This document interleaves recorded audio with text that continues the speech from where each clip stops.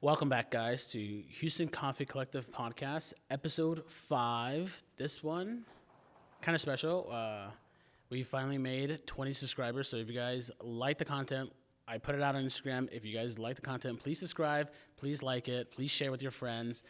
I get tired of asking because it makes me seem kind of cringe in my mind, but we really appreciate you guys, and we really appreciate all the hard work that everyone puts into sharing our stuff. Today's sponsor is Stately. They've always been a sponsor. We greatly appreciate them giving us a space here to shoot the podcast and to introduce our guest today, Zachary. How's it going? Pretty good, Thomas. How are you? Not too bad. Good. Yeah, we were just speaking before about how you're such a prominent figure in the scene where you volunteer and you go to events, but most people don't really know a lot about you. So do you mind explaining, where'd you get your start from coffee or in coffee? So I started when I was like a little kid, right? My parents actually opened a coffee shop when I was 11. Oh. My dad was like full-time in corporate America, and my mom at the time was transitioning out of working into being essentially full-time mom. I have 3 little brothers. Let's go.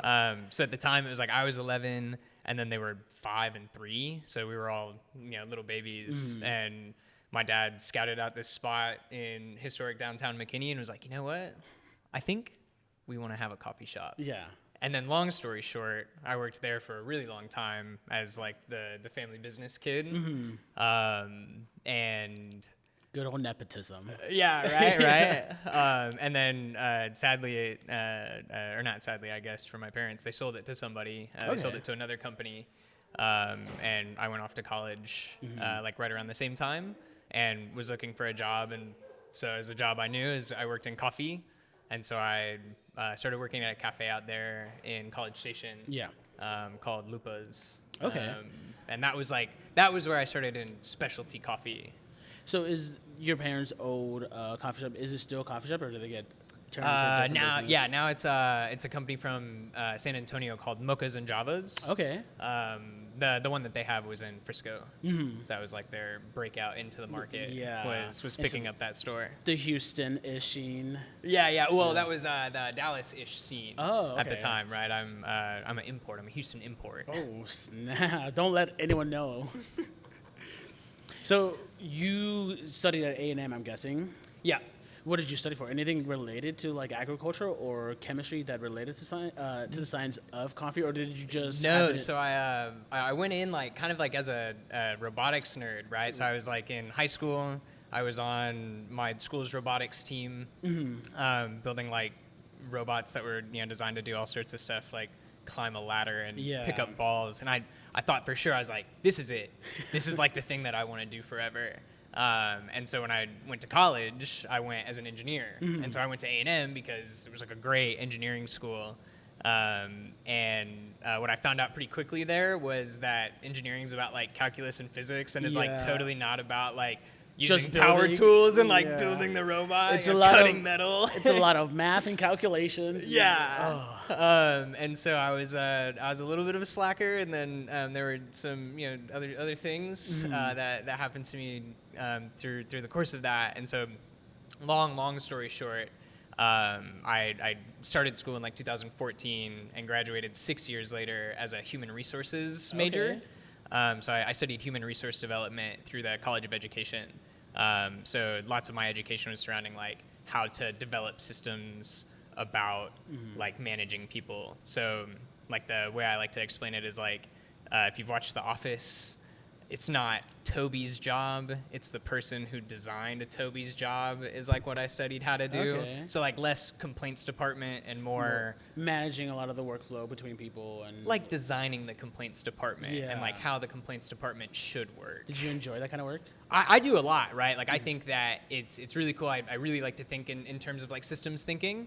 And so for me to kind of understand like the mechanisms behind education, right? And identifying, learning styles and how to teach people, and not only how to teach them, but how to get like great uptake on learning out of any kind of learner. Right. To me, like that kind of stuff is like super cool. But how to enable like people with odd curiosities and odd learning habits, and how to enable them to actually learn better for that trade. In a way. Right. Because like so much of our like teaching and learning now is like one kind of design. Yeah. And so to me, to be able to kind of like understand how to break people down and then build them back up to learn stuff, especially is super dope. Not in an industry like coffee, especially when you get like a bunch of people from different backgrounds, you would like to know how to break people down into like a base level where you can help build those fundamentals of like how to taste espresso, how to do like certain calibrations, and how to figure out the TDS levels and.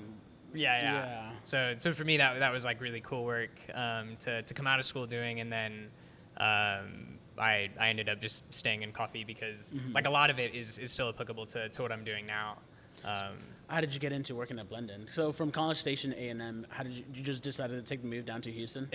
So no, the general manager of the Sugarland location, Aaron Atkinson, he at the time had graduated. He was class of 14. He's old.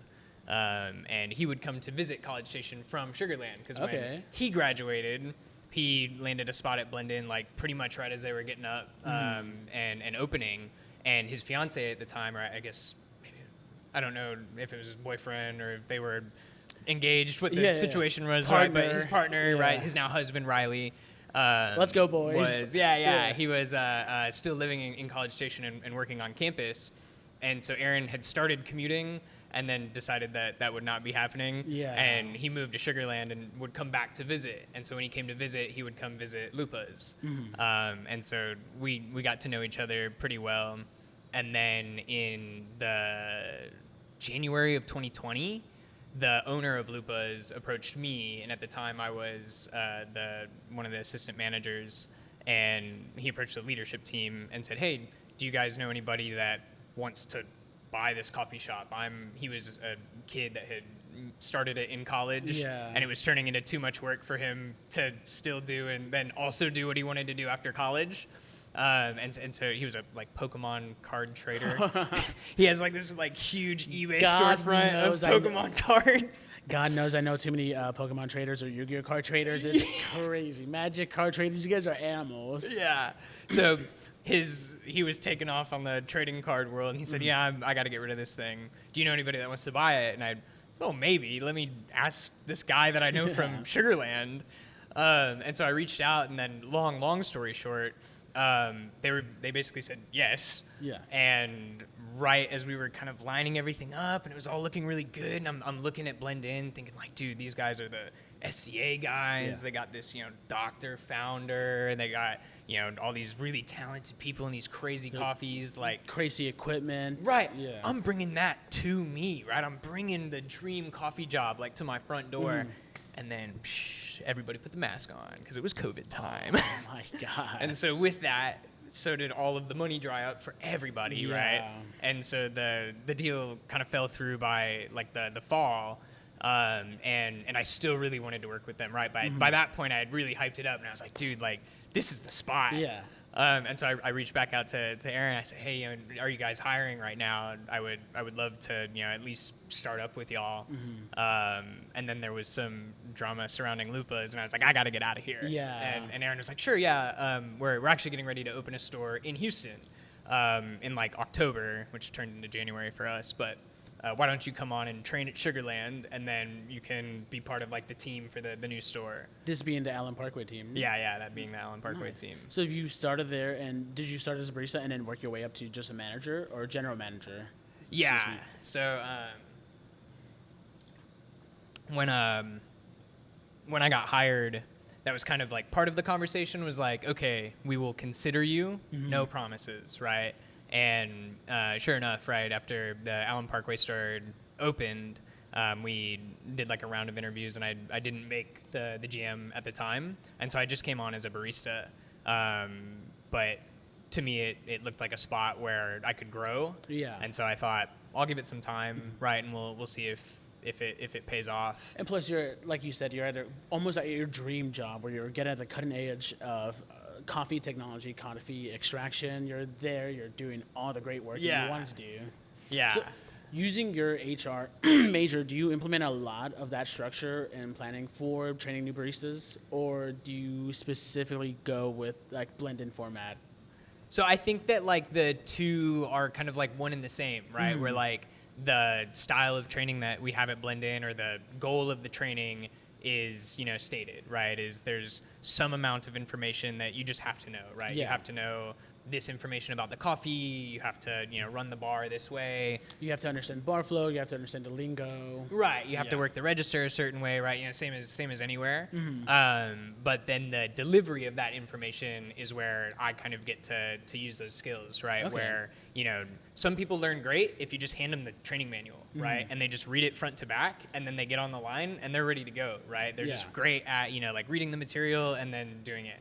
And then some people like me, right? I cannot read a book No. and then go do it, right? I have to like skip the book completely, right? You need to be put into the fire. You need to start working, and it's like, okay, Right, this is like- how I figure out that I'm good or bad. Right, just let me stand next to you, and then I'll figure it out.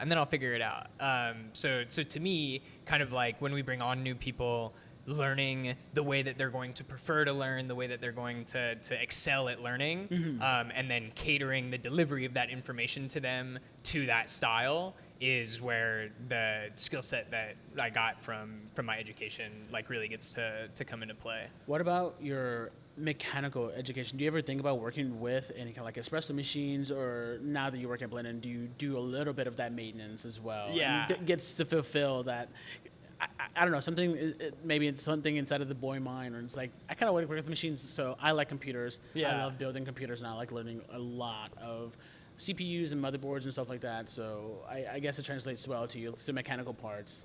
Yeah. So do you ever think about transitioning more into like a mechanical or like espresso machine operator side, or? So like sometimes, yeah. So I do like some of the tech work, like any of the preventative maintenance stuff that I can do myself. I do like month to month, and I think that's really interesting.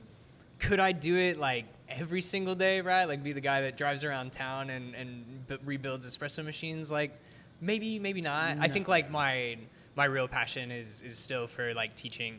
Yeah. And so finding spaces where I get to share coffee with people and then share information about it, and get them excited about it is where I am. Excel at, and Yeah, that's where I'm still finding myself like in my wheelhouse. I really like that. We're gonna take a break now. That was a good segue. That was, yeah.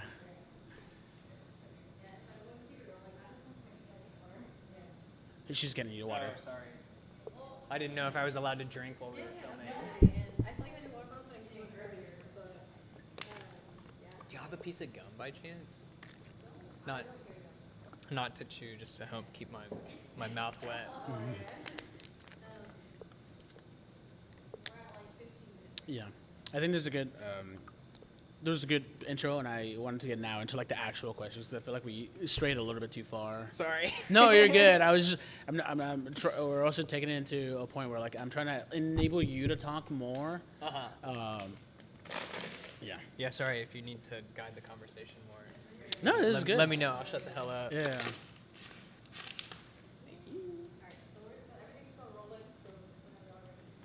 Yeah.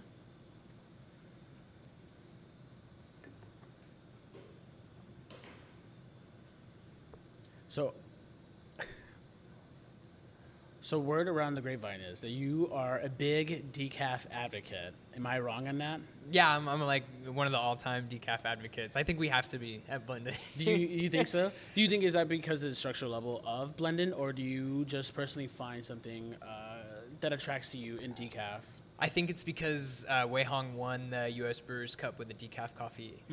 But to answer like seriously, I think like to me the reason that I'm the most excited about decaf right now is that it's the most accessible kind of coffee, right? Is that for basically everybody except for those that have like really high acid sensitivity, right? Yeah. A lot of the questions surrounding like coffee and caffeine and that being like the obstacle to drinking it are solved, right? If you're pregnant, if you have a heart condition, if you are, on meds that are, disrupted by caffeine, if you can't sleep, whatever it is, right? Yeah. Anything that causes an adverse reaction. It's 7 o'clock and you want to have a delicious coffee, right? but it's 7 o'clock at night, and so if I have a delicious coffee, I'll be up until 7 in the morning. To me, it's the best way to be able to share it. And I think right now, specifically with the way that coffee fermentation is advancing and the way that we're applying new techniques, like the one that is used in the decaf that we have, we're drinking that coffee, and if I put it, like the first time I had it, right, we put it on a cupping table, and I wasn't told what it was. I drank it and I scored it, and I was scoring it the same as like any of the fantastic anaerobic or wash coffee, the geisha, like anything that we were thinking was really good and having high value. We were talking about that coffee as having the same attributes, and traditionally for decaf that hasn't been the case. And so especially now that I think decaf can be amazing, I would love to advocate for it, because I want to advocate for amazing coffee. Do you think that the current state of decaf, do you think that level of quality of decaf is widely accessible to a lot of coffee shops currently, or do you think it'll be like a year or two to get that ball rolling? Because I know there's a decent amount of, I would say, coffee detractors out there that I guess it kind of relates to gimmicks in coffee, or alternatives to coffee, where like people would do mushroom water and consider that as a nice alternative, but not to the soul of coffee, and it's like not as pure caffeine. So do you think that, what would you say to some of the people that are like decaf, detractors? Sorry. Yeah. I'd say that like it probably is like right around the corner, right? Like I can't claim that I've had 100 good decaf coffees, right? I've had, a handful of really exceptional ones.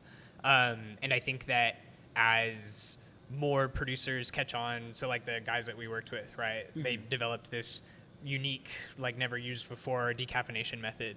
And do you know what farm? Yeah, Los Nogales in Quindio, Colombia. But they created this process where you depulp the coffee, right, the same way that you would for like a wash process, and separate the cherry from the seed. And then they allowed the cherry and the juice from the cherries to ferment, right, the same way that you would to create like something like mosto, or like the byproduct of some other coffee fermentation. And they added the ethyl acetate, the decaffeination agent, to that lixitive, right, to that juice, and then took the coffee seeds and reintroduced that to the juice, and heated up the whole mixture to do the decaffeination. Where typically in an ethyl acetate process, you would bathe the coffee in water with ethyl acetate to remove the caffeine. Now we're bathing the coffee, or they are, in a mix of coffee byproducts. And so instead of having a deleterious effect on the flavor, right, where typically we're wicking away flavor with the water, we're actually fermenting the coffee in a way that's additive, or decaffeinating the coffee in a way that's additive to the coffee. So as that has seen success, right, they've been able to fully decaffeinate the coffee. They've been able to transform the profile. They've been able to use it on a handful of different varietals. As that picks up traction, and especially as more people get their hands on it and taste it and see the difference, and the technology grows, like just slight increments. As more farms are able to pick up that process and do it, or replicate it, or iterate on it, or make it better, I think that like we'll see very, very kind of quickly in the next couple of years, like decaf becoming fantastic. What do you think about the white roast? Am I saying that correct? I believe white roasting, where it's super lightly blonde, where it's roasted like at 300 Fahrenheit, I believe. I haven't had any of this coffee. I can't imagine that it's great.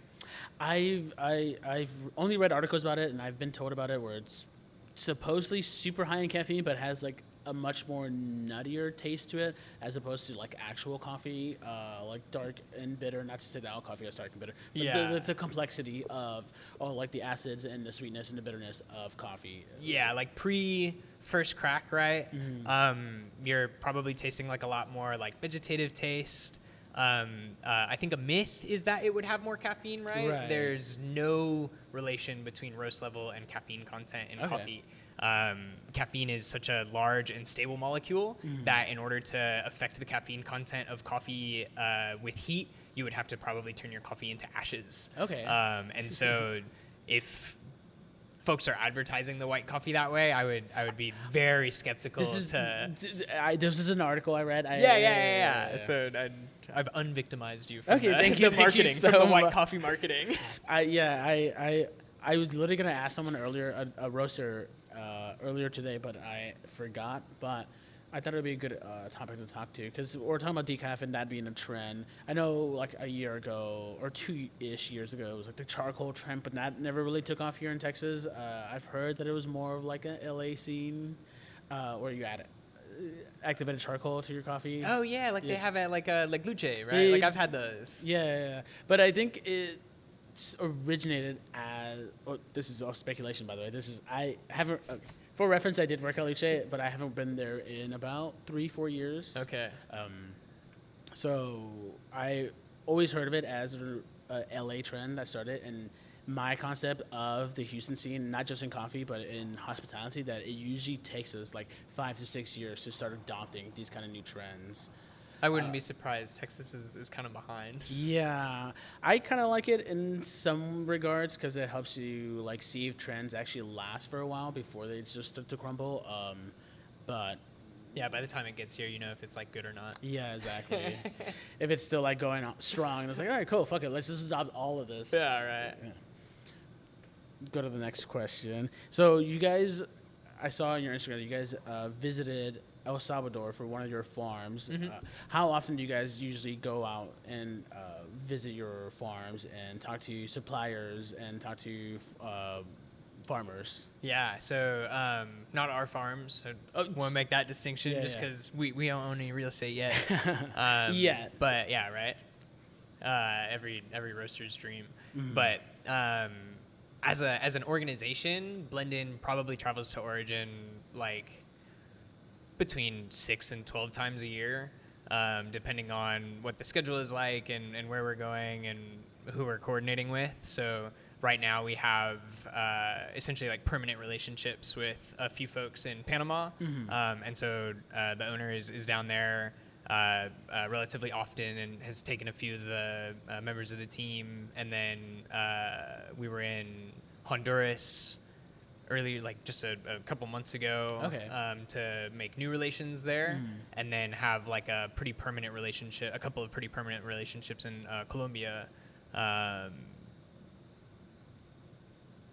we try to be with those folks as often as we can, especially now that we have established a lot of those. It's a lot of like messaging on Instagram, like, Yeah. "Hey, Santiago, can you What's send going- us Yeah. like some of this extra coffee?" So going down, sorry, No, you go going down to some of these origins, is there like a new perspective that you've gained from like coffee cultivations and the impacts of like climate change? Yeah, so for me, I've only been once, and it was like really cool to see like a coffee farm for the first time, and very cool to talk to the producers about it, right? Because we were visiting like a pretty large operation, and so we got to see some guys that were moving a lot of coffee and were trying to kind of emphasize like maintaining biodiversity in their like farms, right? So one of our partners, Forest Green Coffee, the owner Shadi was up here visiting some long time ago, and he was talking about how maybe in Colombia there's like 50 years of coffee harvest left if nothing changes. Yeah. And so one of the things that they're doing specifically, and kind of something that we're seeing in a lot in Colombia right now, because they're going to be very heavily affected kind of like soon, Yeah. but kind of a push from like young producers that are trying to keep people in coffee, is this idea of like kind of diversifying some of the foliage on your farm. And I can't pretend to be an agricultural expert. And I think Right. that lots of like folks in the barista side like to really be like, ooh, I could run a farm. Yeah. So I can run some test soils and just like, I know this is going to be my private lot. Yeah, right. So I can't pretend to know everything, but I know that there is a push for this idea of like, okay, instead of having 15 rows of coffee trees the way that you might imagine like a big factory corn farm, right? There's this push to plant underbrush things to hold the water in the soil, for there to be more shade cover, because the shade cover will hold the water in the air that's like in between the tall trees and the little trees. Right. And kind of generally, as you increase the bird friendliness, insect friendliness, whatever it is that is making your ecosystem more diverse, so is it increasing the quality of your soil, so is it increasing the nutrients that are there, so is it like keeping the plants healthier, and then especially in Colombia, for example, is increasing the retention of moisture. Okay. Where the temperature is not going to be a problem related to climate change immediately. Yes. It's going to be rainfall first, right? Is there's not going to be enough rain to grow coffee, and so anything that the farmers can do right now to go and help maintain that water or that kind of like environmental structure. Right, exactly, is super helpful. And then not only that, but we find kind of like generally that there's some relation between that kind of diversity and that like or that system and quality, right? Is that the longer it takes your cherry to ripen, the better it's going to be. And the wetter and shadier it is, the longer it's going to take it to ripen. And so it kind of all goes together in a way. Yeah. So like forests, for example, will approach these smallholder farms and help them diversify their land, and then buy back their higher quality cherry to process at a higher price than they might have otherwise gotten from some exporter that they've been selling to for a while. Yeah. And so this not only increases the quality of the coffee that's coming there, but holds people that might be trying to leave for other cash crops to still growing coffee. And that creates, kind of like the next generation of coffee producers. Hopefully, where it starts giving them an incentive to actually start growing more coffee, because they're getting, not just that they're only getting a bigger paycheck, but because the coffee quality is getting so much bigger, people are more likely to spend more on the coffee. So it kind of gives more money to those farms. Right. More money to those workers. So what do you think is something that a consumer can do to start helping some of that climate change prevention? What can a consumer do? Yeah.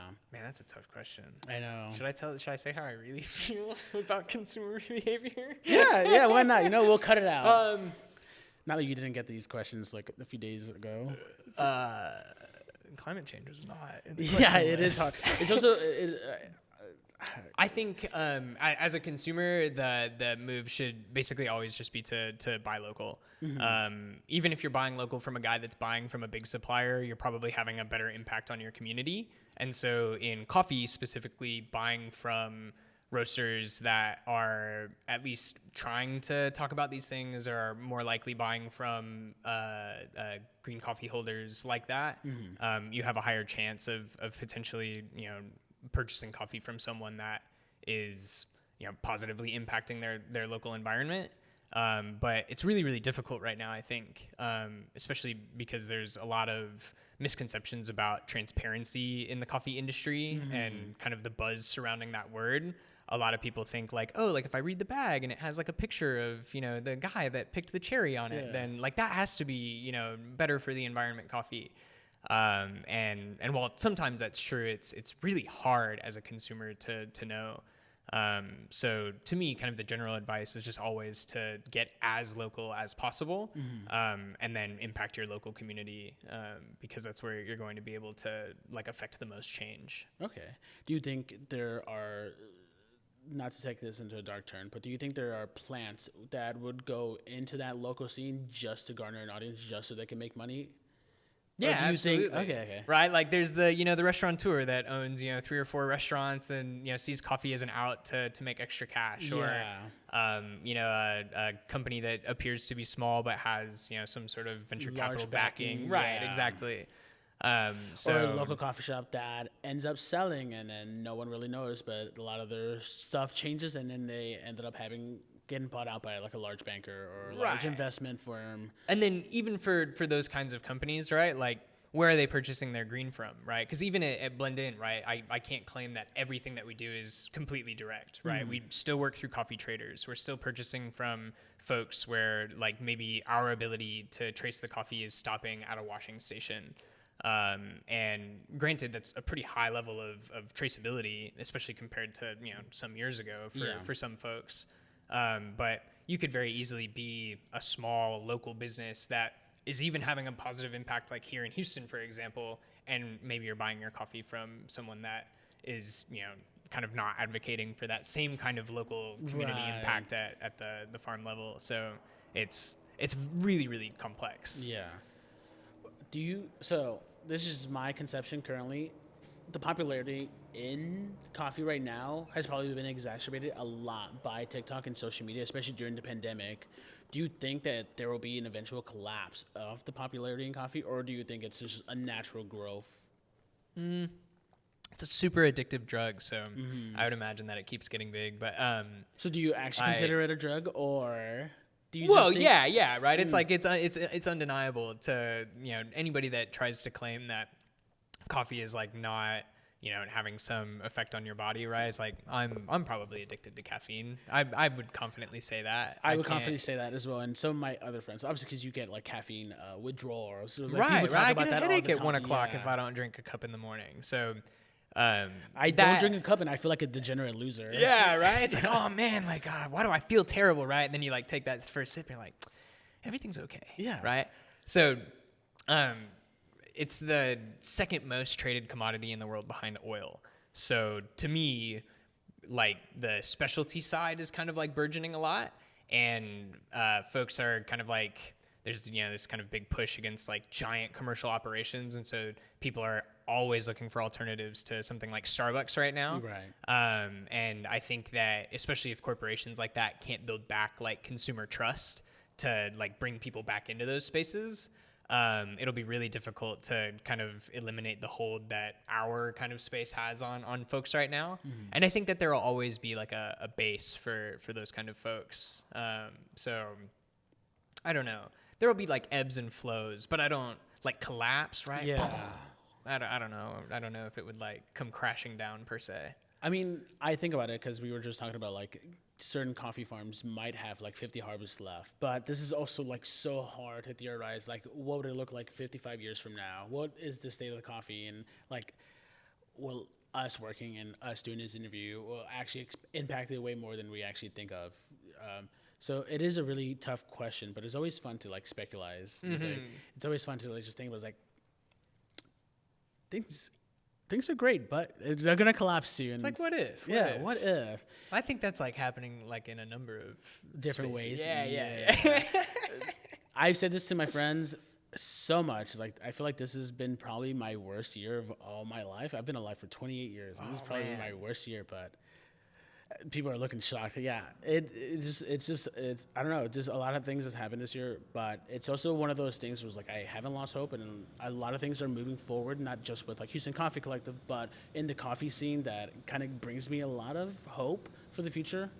So I mean, I hope to think that the popularity in coffee keeps growing. That way, a lot of the ventures that my friends are going through kind of pays off multifold. And a lot of, like, I like to see companies grow. And I like to see, like, we'll use Un Cafe as an example where they just started out and then slowly over time they built this large fan base. And then if they ever build a second location, it'll be like this thing. It was like, wow, 10 years ago, it was just one guy in one shop, rusting out his shop. Yeah. And like already, right, and however long it has hardly been 2 years even, right? I think it's just been about a year now. Yeah, right. Yeah. Like definitely like a pillar of the local scene. I really like that guy. Yeah, and we've had him on our Monday Lives, but we really, us at Houston Conflict have been trying so hard to like find ways and avenues to reach out to people. So the popularity in coffee is a good thing, I feel like. Yeah, I would agree. I would agree entirely.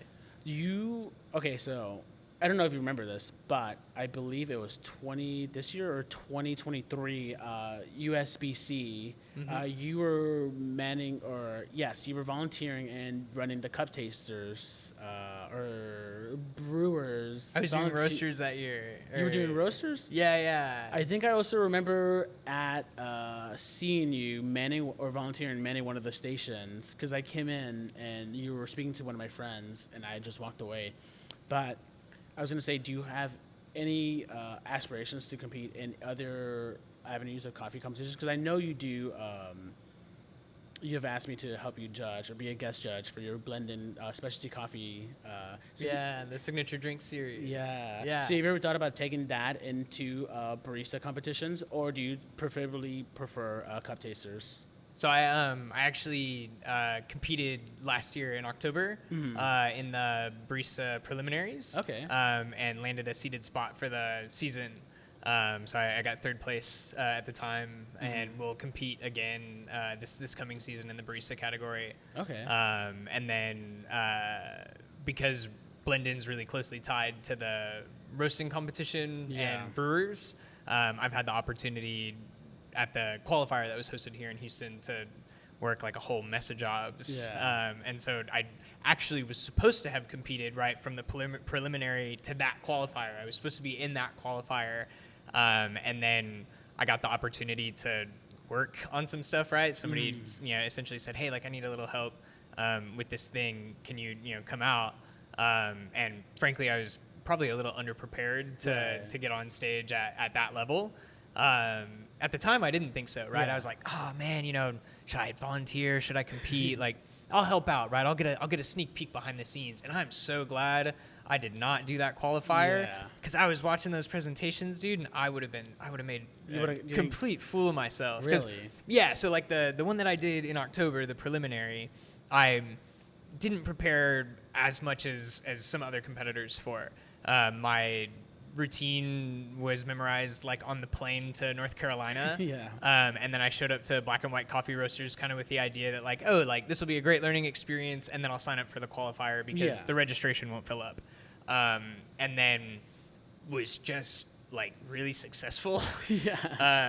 And just faking it till you make it. Yeah, right. And like totally surprised myself, and I was like, oh wow, like can I do that for the qualifier? And then I watched the qualifier, and I was really glad because like I probably would have needed 3 or 4 months of really hard prep for that. So I'm glad to have gotten the learning experience, so that this year I should have.